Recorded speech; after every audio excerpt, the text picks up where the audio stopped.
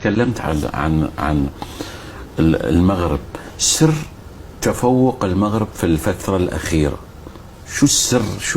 شو كلمة السر اللي عندهم مش موجودة عند الاتحادات العربية الثانية؟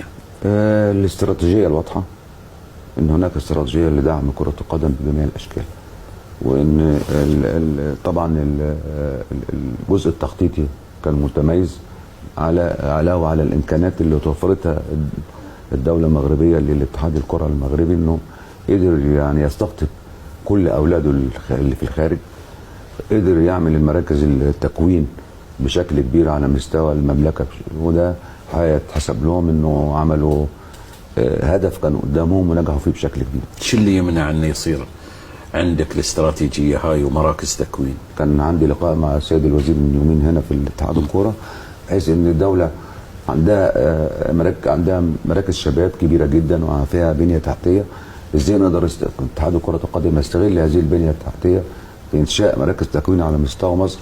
اعتقد انه لما نفكر ويكون عندنا العزيمة الصح ان احنا نعمل الكلام ده، مش مجرد ان احنا بنحطه على الورق، نعمله بشكل جيد، ده يبقى في خطة طموحة خلال الاربع 5 سنين الجايين. اعتقد ان يبقى في نتائج ايجابيه. يعني في بالك الموضوع؟ اكيد لان دي من التجربه اللي انا عملتها في التسعينات، كان نفس الموضوع.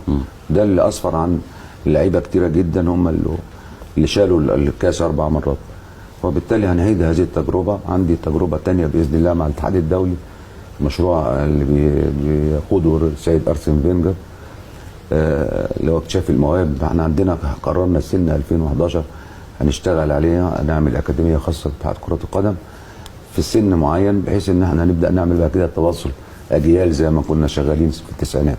فان شاء الله المشاريع دي اكيد هتبقى فيها يعني مردود ايجابي ان شاء الله.